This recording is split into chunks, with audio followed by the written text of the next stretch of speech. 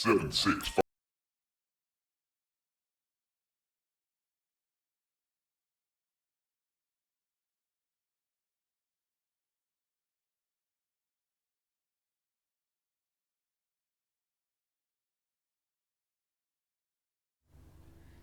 Hello, everyone. Welcome back. Today we're continuing our discussion talking about IP addresses, TCP, IP, and that sort of stuff. I'm going to jump straight into it. Yesterday we talked about packets, how everything on the internet is basically broken down into packets and then sent out. Ultimately, the internet is a packet switching network. And in our video here, it showed how we take like a space shuttle and break it down into smaller pieces and to send it to its destination. Right. That same idea is effectively how the internet works. Something large like a video, it can't fit into one packet. So we break it down into smaller and smaller pieces and send those packets out. And there's a huge advantage to packets, being that they could go different routes. Packets can take different routes and arrive at different times. It doesn't matter. They will be reassembled upon the destination. Once they arrive at the destination, based on ID numbers that were assigned to them leaving the source. So we also saw a packet header. Important information here that I ask that you know about. We have a source address. That is the IP address of where the packet is coming from. The destination address, that's where the packet is going to. And the last thing is this ID number. That's how we know how to put things back in order. It's also going to kind of tell us if any packets are missing, which we're going to get into in just a moment. Now, the fact that this header information contains IP addresses, right? And IP addresses are effectively addresses. This stuff, it's public knowledge. And what do I mean? Well, as these packets go through a router in order to get where they need to go, the router is going to basically look at this header information, this metadata, and ask, well, where does this packet need to go? Right? So this information has to be public knowledge to the router in order for it to send your packet where it should go. It needs to also know where is it coming from. As we're going to see in just a moment with TCP IP, or just TCP, the TCP protocol, our video touched on this a little bit yesterday, that once all the packets get to their destination, TCP is going to ask, do I have everything? And if it doesn't, it needs to know where to make the request saying, hey, some packets are missing. I need those before I can reassemble this file. And so that's why the destination is included, and that is ultimately why this stuff is all public information. This is why the source address, this is why the destination address is inside the header and is public information. We talked about how that leads to infractions and net neutrality, how your ISP, such as Comcast, AT&T, etc., know what websites you're visiting. They don't necessarily know what you're doing there, right? They don't know what you're watching on Netflix. They just know that you're watching Netflix because this IP address is public information. Now, towards the end of yesterday's stream, I had a question about VPNs. I always get a question about VPNs, and so we're going to try to kind of tackle that in a very dirty little drawing. So, let's see, get our thick boy here. And so, oh, it's not thick at all. So you have your house, right? It's going to have some type of IP address. And I'm talking like your global IP address. I don't know. Let's just make something up. Can I text? 78.92.143.255. Let's say this is your IP address. Right? Your ISP knows this is your IP address. They know it's your IP address because they're actually the ones that assign it to you. So this is the IP address for your home. How do I get back to my... There we go. And whenever stuff leaves your house via the internet, it's going to hit your ISP. That's the person that's providing you internet. And then from there, it's going to go out to whatever website it needs to go to, right? We'll say something like Netflix. Why don't we use our text tool for some of this? Netflix. Okay. So because packets coming from your home is passing through your ISP can see that there is communication between you and Netflix. They have Netflix's IP address, which I'm getting. Let's pull this over to the other screen. 34.232.235.235. So one thing to actually kind of keep in mind is that a big service such as Netflix probably has multiple servers, and so this isn't the only IP address for Netflix. But your ISP, they know your IP address. They're the ones that assign it to you. They know Netflix's IP address because Netflix is a very popular service. And so the packets that are passing through, they know. They know that you're watching Netflix. Okay, so I get the question about VPNs. How do VPNs help? VPNs are, in a lot of ways, a good idea. So let's hop back to our pencil. So what happens with a VPN is that you introduce a third party. Right? Let's say that you have this VPN that you're connecting to. It's another computer. It's another service.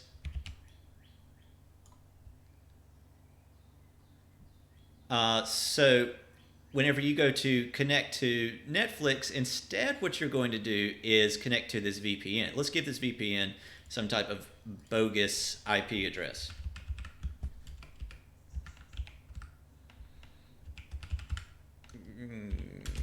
That's a possibility. So let's just say this is your VPN somewhere in the world. It could be in Italy. It could be just anywhere in the world.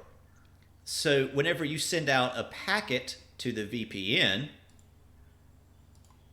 right, you're actually making this connection instead of going to Netflix. How do I make this guy thick? Thick boy. So what you're going to do is connect to your VPN. So the packets that are passing through your ISP, the IP addresses they're going to see is your home address. They know what that is. They see this VPN. That's a little bit of a less known service. They don't quite know what that is. Maybe they do. Maybe it doesn't really matter. But then what happens is this. So the packets that are coming through the ISP, right, the ones that you're sending out, they have your IP address and the VPN's IP address. Nothing about Netflix. The stuff that the VPN service then on your behalf is then sending data to Netflix. Now that may go through their ISP, doesn't really matter. So the stuff that comes back this way, it doesn't necessarily have Netflix's IP address. So all of the ISP sees is communication between you and this VPN, whatever this IP address is. They don't necessarily know that it's Netflix. And so by introducing this third party, your ISP has no idea that you're actually watching Netflix because the packets that it sees doesn't even have Netflix's IP address. This is how a VPN works, and this is how it can kind of protect, it can kind of shade you from, it allows you to see certain services, right? This is, VPNs are huge in China, where you basically can't communicate outside of China. They basically say, oh, I'm connecting to this thing instead, and so they're able to kind of get around that.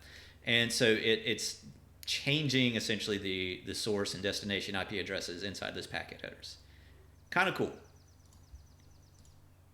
So all that was deriving from this idea that our packet headers have IP addresses in them, and that is public knowledge. So this is really cool. The groundwork that Vint Cerf and Bob Kahn kind of laid, this whole packet switching network protocol stuff that they laid out, they did. I mean, it makes it really scalable, right? They didn't have an idea that we would be Twitch live streaming back then, and it doesn't matter. The fact that it's scalable, we just take whatever the data is and cut that down. Ooh, I do want to get to these questions. Do VPNs make your service slower? So something to keep in mind. A party that does know what site you're going to at that point, once you have the VPN established, I'd already deleted my image.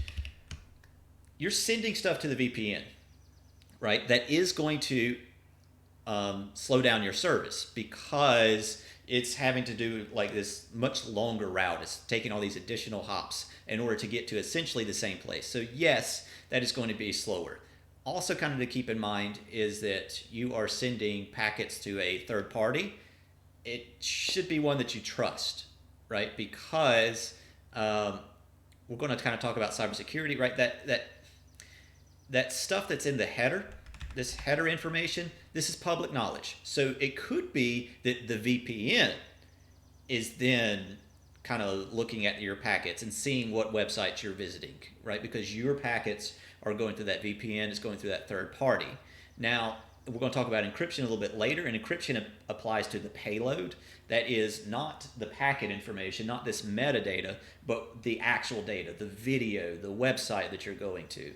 If that's not encrypted, then that VPN, just like the ISP, to be honest, could do packet sniffing. They could look inside and literally see what you're looking at. They could take all those packets that are passing through them and reassemble the file there and know exactly what you're looking at. So it needs to be a trusted VPN.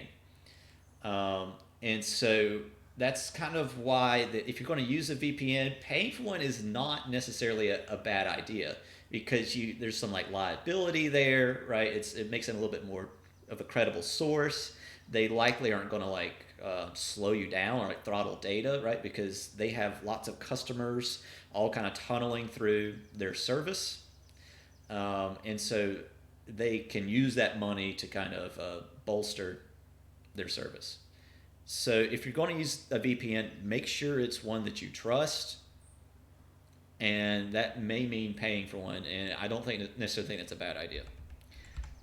Now, packets, they can go different routes and arrive at different times. It doesn't matter, and the scalability, all this is really awesome. This concept, along with the fact that the internet is a distributed network, is what makes it fault tolerant. So fault tolerant meaning stuff could go wrong and it's not a problem. So here are some networks. What they were trying to avoid is this centralized network. Major problem here: if this thing gets attacked, blown up, just goes down for whatever reason, then everyone would lose the internet.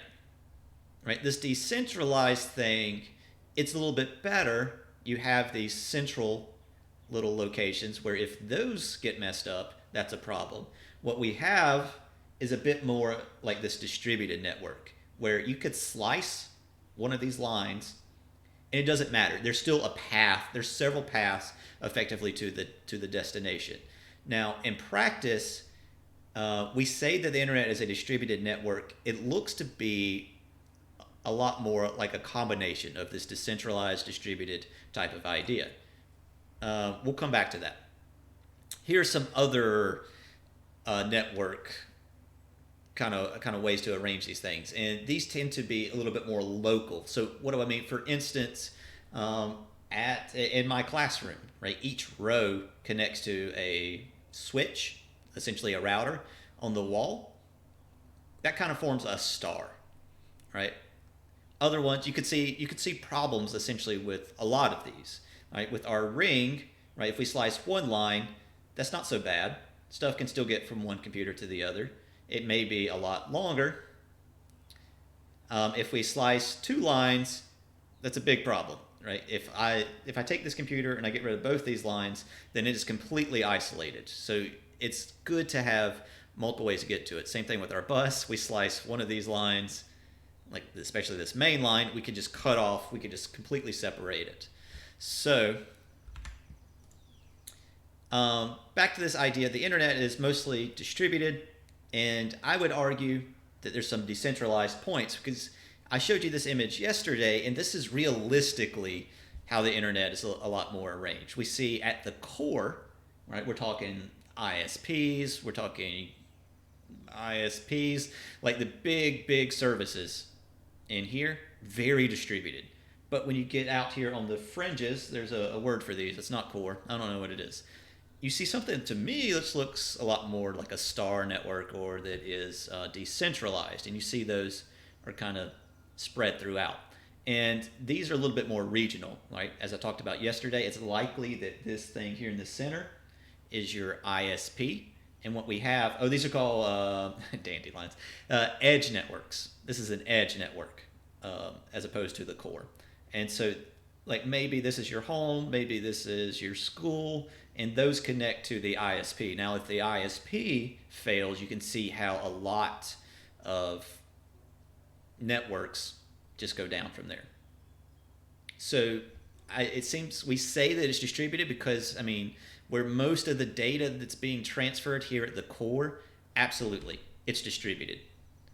But when we get out here on the edge networks, it looks a little bit more decentralized, a little bit more like a star network. Kind of cool. Okay, so all this to talk about TCP. Let's let Linus tell us. Ooh, I'm muted. You were watching back in the good old days when you were watching Tech Quickie with nothing but a television antenna. I mean, not really, that never happened, but you know what I mean. Your TV was able to pick up a signal that just kind of emanated from a station somewhere that broadcasted the signal in a big kind of like bubble that anyone in range with a TV and bunny ears could watch. But of course, videos on YouTube and other sites don't work this way. Instead, internet traffic actually has to be routed to the correct place directly. And unlike an old school TV or radio signal, online data has to know where it's going. So how then does it do this? Well, this is where something called TCP/IP comes in, which stands for Transmission Control Protocol and Internet Protocol. Now, you may have seen some vague references to TCP/IP in your network card or browser settings, but what exactly is that? You can actually think of TCP/IP as a cake or a club sandwich, since the way it works is often conceptualized in layers. It's just that those layers are made up of computer code instead of icing or delicious corned beef. The topmost layer is called the application layer, which is what programs like your web browser directly interact with. This layer has protocols like HTTP if you're visiting websites or SMTP if you're checking your email. The next layer down is called the transport layer, where TCP lives, along with another scheme called UDP, which is a bit faster and useful for low latency applications like online games. After the application layer gets the data from whatever program you're using, it talks to the transport layer through something called a port. Now, each port can be assigned to a different protocol in the application layer so that TCP knows where the data is coming from. For example, most activity in your web browser will go through port 80, which is what HTTP always uses. Once TCP gets the data, it chops it up into small chunks called packets so that they can be disposed of in a nearby lake so no one will ever find, no, sorry, what were we talking about? Where they can individually take the quickest route over the internet to get wherever it is they're going. To make sure that the receiving computer can put the packets back together properly, dental records are included. To put it back together properly into driving directions, a Tech Quickie episode, or an advice animal meme, TCP slaps a header onto each packet that contains instructions on what order to reassemble the packets into, as well as error checking information so that the receiving computer knows whether the packet's data arrived without any mishaps. After this is done, the packets are pushed onto the creatively named Internet layer, which uses the Internet Protocol, or IP, to attach both the origin and destination IP addresses so the packet knows where it came from and where it's going. The data is then sent through the final network layer that handles things like MAC addressing, so the packets go to the right physical machine, as well as converting the data into electrical impulses that will actually pass through the proverbial series of tubes. And although every single packet of data has to go through all of these layers, packet switching actually makes the internet faster than it would otherwise be, since it allows each packet to individually avoid congestion and bottlenecks that would occur if all the data had to travel along the same route during each session. TCP/IP also streamlines things further because it can deal with packets from all your computer's applications so that your browser or game doesn't have to do that by itself. So all this stuff going on behind the scenes means that you're usually not kept waiting for too long. At least not anymore, since TCP/IP didn't exactly save us from blocky videos back when we were all using phone modems that sounded like a couple of droids trying to have a conversation. Wouldn't that be funny, like a sci-fi movie set 30 years from the future where instead of the droids being like beep boop boop boop boop boop, boop they actually sound like modems? That's what modems are doing. I know that's what they're doing. Damn it, Taryn. Oh, Speaking of what modems are doing, they are telling the sites that you visit. All right, he goes on to talk about a VPN of all things. So TCP/IP.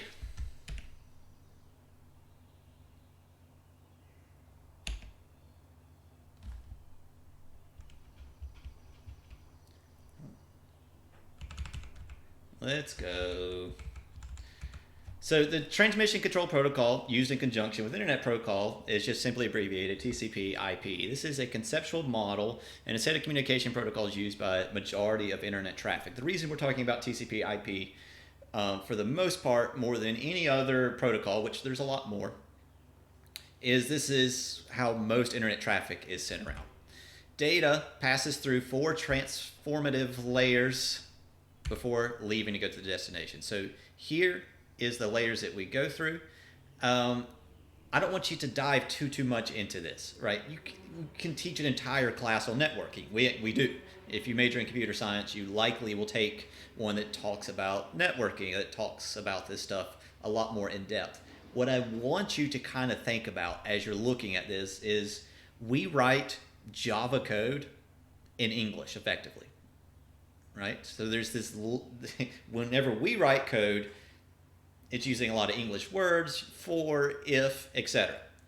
Now, what the computer ultimately needs is binary, zeros and ones.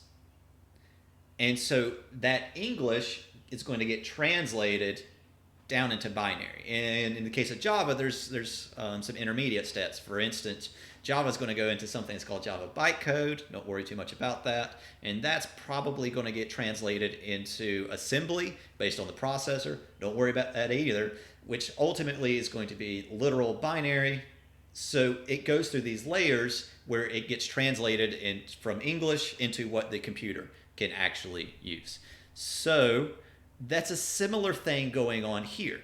Ultimately, we got to take something like a website or email and transform it into binary information. And that's what's going on here. Now, it's going to go through these layers, right? So it's going to we're going to take a website and we're going to put it through our protocol, which is likely TCP, and that's going to tack on the header information we've been talking about. And then it's going to go through these other layers and blah, blah, blah before being sent out over the internet. And I say blah, blah, blah because this just like isn't super important, right? The idea that it goes through these layers, that's kind of what's important. Now, as it passes through the internet, it reaches a destination, it's going to basically go the opposite direction to get back to what it needs to be. Okay, so that's what we're talking about here with these layers. Notice that we have options, right? HTTP, that's like for websites. SMTP, that is for email. We've historically also had like POP3, which is for email. There's these different applications. Maybe your video game does something else. This transport, I kind of want to talk about that for a second. Right? TCP is how most internet traffic goes around. And the big thing about TCP is it ensures that we have all of the packets at the destination. Let's go back to our code.org video.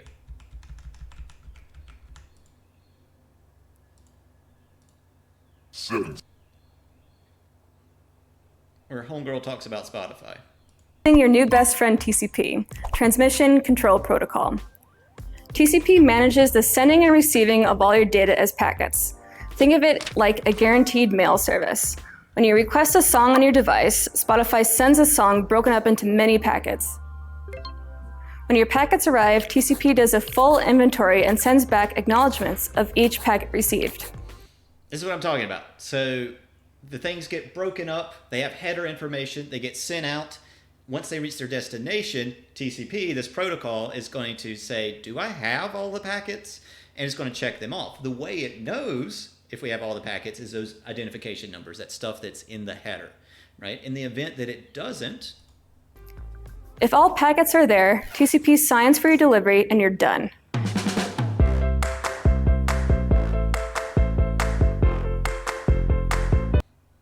If TCP finds some packets are missing, it won't sign. Otherwise, your song wouldn't sound as good, or portions of the song could be missing. For each missing or incomplete packet, Spotify will resend them. Once TCP verifies the delivery of many packets for that one song request, your song will start to play. Right, so once these packets hit the destination, TCP is going to see, do I have all the packets? If it does not, using the source IP address, it's going to, this song is a bop, it's going to send back requests for those missing packets, just the missing packets. Something I'd kind of like you to recognize is this kind of makes sure that we have everything. In the case of like text, like spreadsheets, for instance, I can't afford to be missing some data, because then things are just corrupt and I don't have the whole file. So TCP ensures that we have all of that. Now, there is some overhead with this. Basically, there's requests being sent back, right? TCP has to check off, do I have everything? If it doesn't, it has to then send out internet requests saying, hey, could you send me these things? Then those things have to come back in theory, and then TCP has to check it all over again. Right? So that does take time. It does take time to ensure that we have everything, but is it a good way to make sure that we have everything? I kind of talk about this because that is the majority of how internet traffic is sent around, but you got to recognize that there are alternatives that exist. In the case of a text file, that's perfectly fine, right? I need everything associated with that text file in order for it to kind of work. But there is an alternative. In the case of this Twitch stream that we're doing right now, we don't have time to basically ask or basically let TCP check off on everything. Right? By the time stuff gets sent to you and TCP were to check it off and then send a request back, I've already moved on. I've already moved on, so the information pertaining to those frames in the video are not important. It's too late. So people yesterday were asking about packet loss. That's when you see stuff pertaining to packet loss.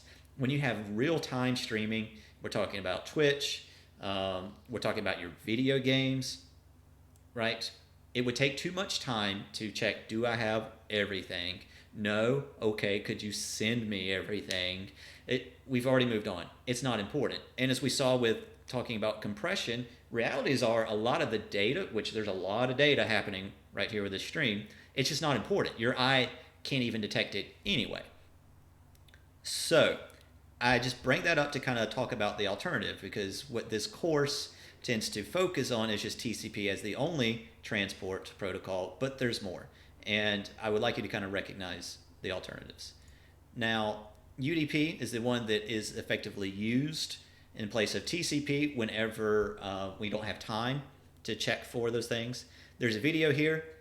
I'm not actually going to play it because it's just a little bit more in depth than what you really need. I just want you to recognize that UDP basically exists as an alternative for TCP, and it basically just says anything goes. Just send me the packets as fast as you can. I'll put them back in order best I can. If we're missing some, who cares? But we're going to wrap it up there. I did see some questions earlier. Someone asked me about VPN. They can sell your information. Yeah, in theory, they can basically sell your IP address. That's kind of guaranteed, which is why, again, you want to use kind of a trusted VPN. Now, the payload that's in the packets, I can't stress this enough, more than likely you're using a website that is encrypted, which means that even though the packets are passing through their router, they can't read it. It's like a jumbled up mess. So they wouldn't get anything from selling that. Now, a good portion of the internet is encrypted at this point, but we'll talk about that when we get to cybersecurity, and you effectively do need to be on the lookout. So why is it whenever someone has packet loss in a game, the amount of packets they are losing begins to spike to like 99%? That is probably related to internet issues more than anything else, to be honest. Yeah, I don't know. That's a little bit deeper than what I need. So, we're going to pause there. We'll pick it up. Tomorrow is just a quiz day. So can you use the bathroom? I recommend going to the bathroom. Tomorrow's a quiz day over these past 3 lectures. Be on the lookout for that. And I'll see you guys later. Let's chill.